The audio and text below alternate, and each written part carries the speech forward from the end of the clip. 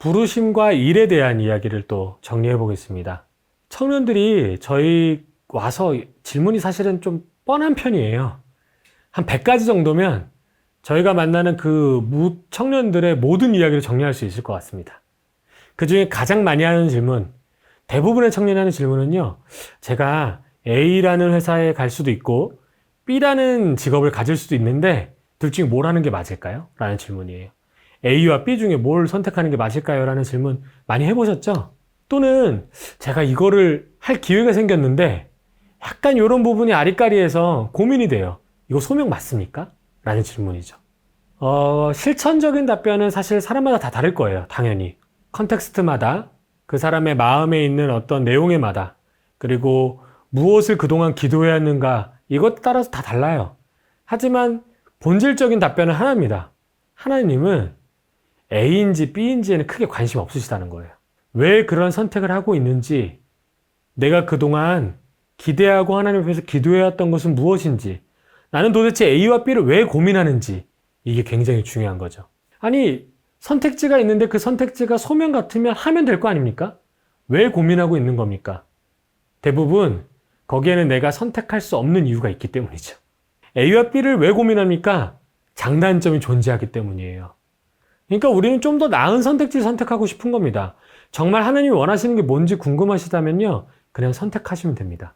기도하시고 선택하십시오. 왜냐면 하나님의 영광은 내가 A를 한다고 더 늘어나지도 않고요.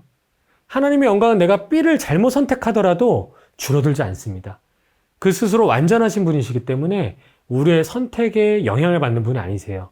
다만 우리가 왜 선택하는지, 어떤 마음을 하나님께 드리면서 그 선택에 동역하고자 하는지, 이것을 보시는 분이죠.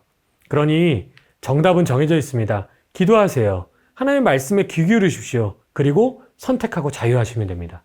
소명을 분별하는 것이 제가 이렇게 하나님 말씀을 따랐더니 성공했어요도 아닙니다. 이게 앞에서 말씀드렸던 선택에 뒤이어서 반드시 질문하시는 내용, 혹은 심지어는 간증하시는 내용이에요. 내가 하나님께 기도했고 하나님 이렇게 하라고 하셔갖고 이렇게 했더니 성공했습니다 라는 겁니다.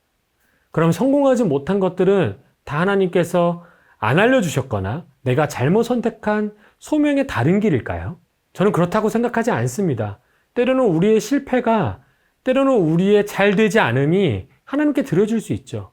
바울도 바나바와 헤어지게 되었고 싸웠고 거의 다시 하나님의 일들로 어떻게 돌아오는지에 대해 추후 고백하지 않습니까? 우리는 우리 일들이 잘 되지 않는다고 해서 내가 길을 잘못 선택했나 봐 라고 생각하지 않았으면 좋겠습니다. 저도 갑작스럽게 창업을 하게 됩니다. 2010년 초에 친구들과 모였어요. 선후배들과. 뭔가 멋진 거 해보자. 이것도 고민해보고 저것도 아이템을 짜보고 글로벌에 있는 사업들도 검토해보고 그러다가 갑자기 창업을 하게 됩니다. 왜냐면 선배 한 분이 투자를 해주신다는 거예요. 거의 10억 가까운 돈을. 굉장히 큰 돈 아닙니까? 2010년의 일입니다. 사회적 기업에 대한 이해도도 사실 시장에 깔리지 않은 이 상황에서 사회적 기업에 투자해주겠다는 건 저에게 굉장히 놀라운 제안이었어요. 그래서 10억에 맞추어서 부랴부랴 투자를 받을 수 있는 사업을 준비합니다. 거꾸로 된 거죠. 그런데 놀랍게도요, 그 투자가 집행되는, 현금이 들어와야 되는 전날 갑작스레 그 투자를 해주겠다라고 하는 조직의 내부 문제로, 저희와 전혀 상관없는 문제로 투자가 중단됩니다. 이 전화를 받고 저는 저희 후배들에게 이 내용들을 자세히 설명하러 가는 길에 하나님께 굉장히 많이 불평했습니다. 하나님, 제가 잘 다니던 회사를 그만두고 나왔습니다. 이 친구들 중에 하나님 믿는 사람 나밖에 없는데 이 친구들에게 내가 이 일이 소명 같은 거라고 설명했어요. 근데 시작도 하기 전에 하나님 좌절시키십니까? 너무하십니다. 이게 제 마음이었어요. 그런데 하나님께 다시 드리고자 하는 마음이 생겨서 마지막에 이렇게 마무리했죠. 그러나 이 일들이 시작된 것도 하나님의 뜻이니까 만약에 그곳에 가서 나는 진짜 지금 그만두고 싶지만 이 일을 중단하고 싶지만 공동체라고 불릴 수 있는 3명 이상이 이 일을 지속하겠다고 하면, 그때 7명이었거든요. 준비하던 친구들이. 저는 이 일을 계속하겠습니다. 그리고 놀랍게도 거기 있던 친구 모두가 이 투자에 대한 실패에도 불구하고 일을 하겠다라고 결정하는 거예요. 사실 저는 아주 솔직히 말씀드리자면 창업의 시작은 강제로 된 겁니다. 만약에 10억 원의 투자가 없었으면 더 늦어지거나 안 됐을 수도 있었고, 만약에 거기 3명이 남지 않았다면 저는 창업을 중단했을 거예요. 그런데 강제로 시작되었습니다. 제 뜻과 상관없이, 제 계획과 상관없이. 그래서 여전히 고백합니다. 이 일은 하나님의 계획대로 시작되었습니다. 이 일은 하나님의 뜻대로 출발되었습니다. 라고 설명하죠. 제 공로가 없기 때문입니다. 우리에게 때로 실패는 하나님이 어떤 분인지 분명하게 드러나도록 하는 굉장히 중요한 기회가 됩니다. 또 이런 질문들도 있죠. 저는 교사인데요. 아이들을 가르치지 않습니까? 저는 의사인데요. 사람들을 고치지 않습니까? 그런 선한 일을 하기 때문에 저는 하나님을 느낍니다. 혹은 반대로 제가 사실 하고 있는 일이요. 술 만드는 데와 관련 있는 일이에요. 그래서 저는 늘 부끄럽습니다. 나는 늘 죄를 짓고 있는 것 같아요. 제가 연예계에서 일하는데요. 이쪽은 사실 좀 지저분하거든요. 그래서 그 일에 대해서 저는 여전히 언제 떠날까만 날짜를 세고 있습니다. 저는 이 설명들에는 오류가 있다고 생각합니다. 보편적으로 타당하지 않다라고 설명하는 것이 아니라 때로는 그 영역에도 하나님의 사람이 필요하다는 말씀을 드리고 싶은 겁니다. 성과 속은 우리의 관점에서 나눠지지 않습니다.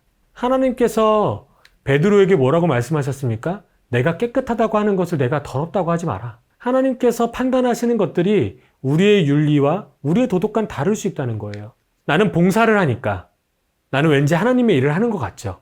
내가 대가 없이 저 어려운 사람을 돌보니까 나는 하나님이 기뻐하시는 사람인 것 같죠. 그렇지 않을 수 있습니다. 내 마음속에 그것을 자랑하고 있고 내가 그것을 하는 이유가 봉사로 칭찬받는 것에 만족하기 때문이라면 다시 한번 생각해 보십시오. 그것을 그만두고 오히려 하나님 앞에서 좀 더 겸손하게 살아가는 것이 우리에게 옳은 일이 될 수도 있다는 거죠. 소명도 그렇습니다. 제가 나름 잘 나가던 회사를 그만두고 굉장히 행복했던 시절을 그만두고 소셜벤처 사회적 겸 영역에 들어왔잖아요. 이 영역은 착하다고 칭찬받는 영역입니다. 저도 초기에 정말 많은 칭찬을 받았어요. 넌 정말 선한 일을 하는구나. 넌 정말 좋은 일을 하고 있어. 착하다. 이런 칭찬을 많이 받았다는 거예요. 그래서 저도 어느 순간 내가 하고 있는 일이 착하기 때문에, 내가 하고 있는 일이 선한 일이기 때문에 당연히 하나님의 일이야 라고 스스로 믿고 있었는지 모릅니다.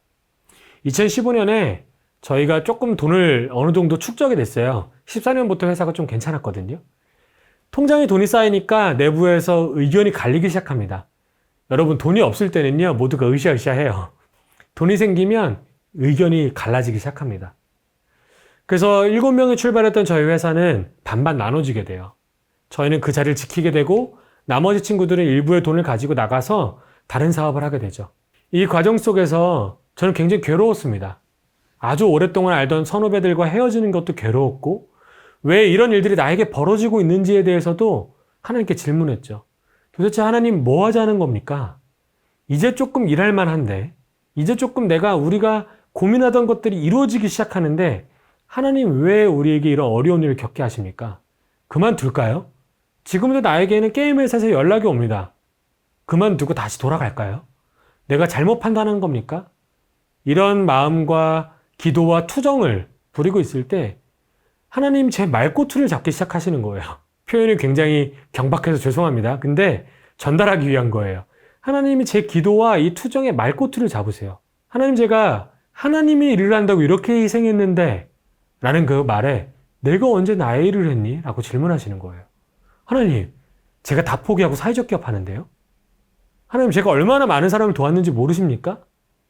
얼마나 많은 카카오톡을 제가 받았는지 모르세요? 아시잖아요. 그 친구들이 대표님의 그 조언으로 제가 살아나게 됐습니다. 대표님이 해주신 강의로 제가 길을 잡게 됐어요. 얼마나 많이 들었는지 아시잖아요. 하나님 다시 되물으셨어요. 내가 언제 나를 위해서 그 일을 했니? 라고 질문하셨습니다. 2015년에 회사가 쪼개지는 건 저에게 고통의 기회였지만 자각하는 시기였습니다.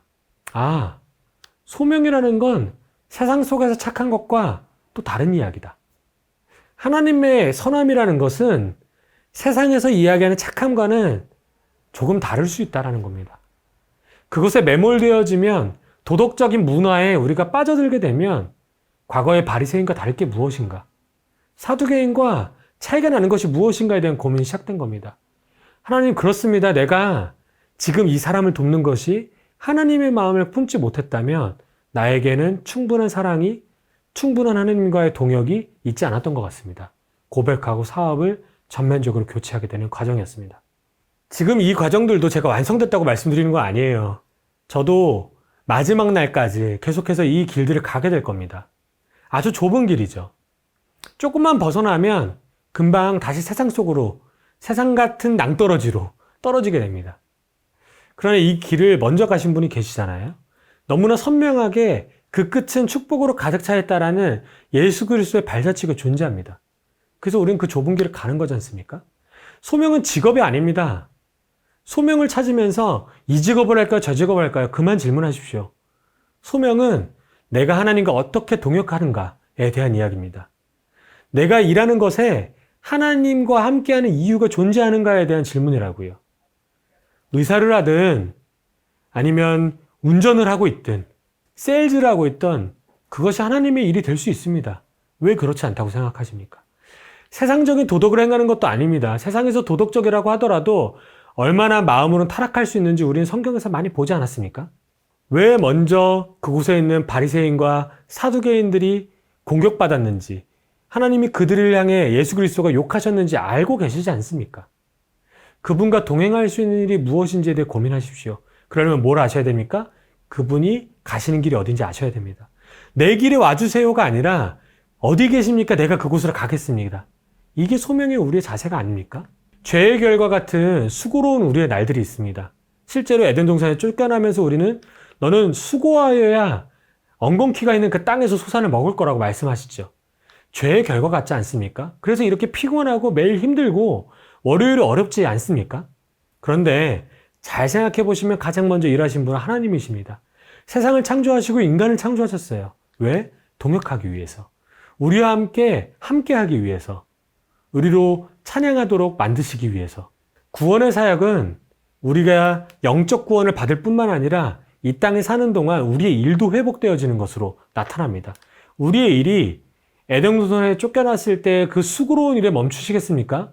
죄의 결과로? 아니면 하나님이 창조 때에 부르셨던 함께하고자 했던 그 동역의 일로 바꾸시겠습니까?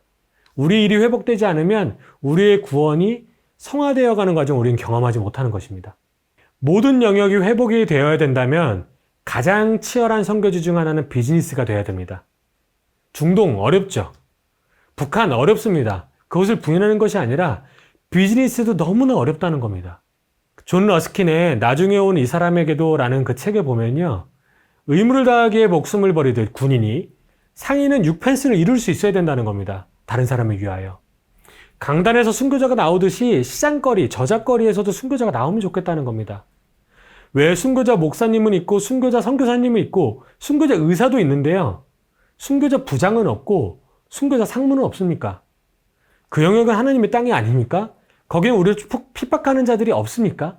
다 있죠. 더 강하죠. 매일 있습니다. 그런데 우리는 그 영역을 선교지로 여기고 있지 않다는 겁니다. 코로나 시기를 통과하면서 우리는 교회 건물에서 청년들을 흩으시는 것을 경험하고 있습니다. 이게 교회가 무너진다는 이야기가 아니고요. 하나님의 방향성을 설명드리기 위함인데요. 코로나로 하나님이 왜 오랫동안 우리 보고 참으라고 하시는가? 교회에서 왜 청년들을 흩으시는가? 그 청년들이 일터에서 예배하게 하기 위함입니다.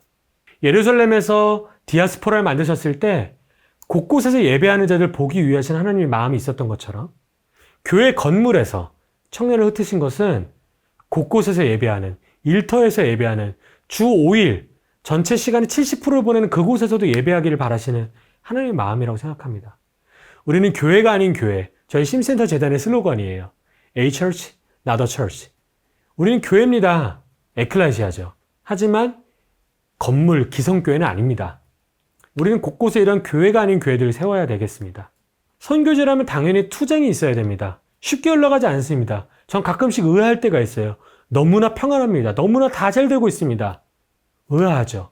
그럴 수 있는 사람도 가끔 있겠습니다만 대다수는요. 세상 속의 삶의 영적인 삶을 사는 사람들이 땅 위에 살며 하늘의 것을 사는 사람들이 어떻게 평안하겠습니까? 하나님 주시는 평안은 우리가 이것을 견뎌내면서 하나님께서 주시는 그 다른 층위의 평안함을 누리는 것이라면 일생은 우리의 하루하루의 삶은 투쟁이죠. 몸부림치는 것입니다. 어떻게 세상 속의 비즈니스 속에서의 그 일들을 다시 하나님 것으로 복구시킬 것인가. 그래서 일이 힘들다면 걱정하지 마십시오. 올바로 살고 있는 겁니다. 그 안에서 하나님의 일들을 지키기 어렵다. 괜찮습니다. 그게 맞는 삶입니다. 예수도 그렇게 살다 가셨고 바울도 그렇게 살다가 돌아갔습니다. 우리도 그렇게 살다 돌아가는 것, 그게 소명의 삶이라고 말씀드리고 싶습니다.